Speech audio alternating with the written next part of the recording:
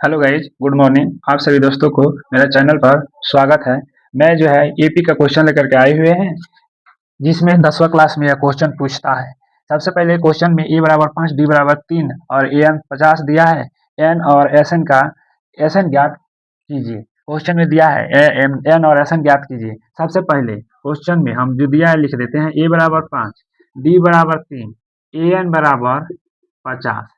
उसके बाद पूछ रहा है ए एन, तो इसके लिए हम पहले एपी का फॉर्मूला लगाते हैं। चलिए, ए एन बराबर, जिसको लास्ट पद बोलते हैं, a plus n minus one into d. D सार्वंतर है। सबसे पहले देखिए, ए एन दिया है 50, ठीक है। क्वेश्चन में पूछ रहा है एन, उसके बाद पूछ रहा है एस एन, ठीक है।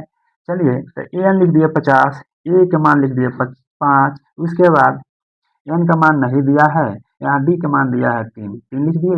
अब चलिए हम क्या करते हैं कि 50 से ये प्लस है तो इधर आएगा तो माइनस होगा। उसके बाद एन माइनस वन इंटू 3 10। उसके बाद आया 45, एन माइनस वन इंटू 3। अब हम 3 से इधर इसको भागा कर देंगे। चलिए, 45 में 3 से भागा कर रहे हैं, एन माइनस वन आ रहा है। उसके बाद आया 15, एन माइनस 15। अब लिख देंगे हम, एक है तो प्लस हो गया, तो 15 एक 16, एन आ गया, हमको प्राप्त हो गया। चलिए, 16 प्राप्त हो गया। अब कह रहा है एस एन क्या कीजिए।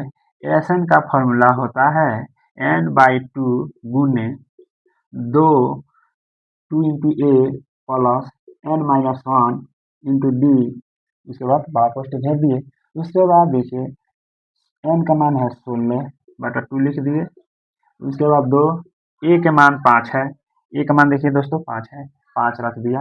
उसके बाद एन का मान 16 आया है, 16 माइनस वन इंटू डी के मान कितना दिया है, 3 दिया है। उसके बाद लिख दिया, बड़ा कोष्ट घेर दिए।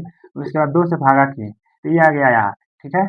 उसके बाद 2 में 5 से गुना हुआ 10, और 16 में से एक कम हो गया 15, 15 में 3 से गुना कर देंगे तो आ गया 45, ठीक है दोस्तों।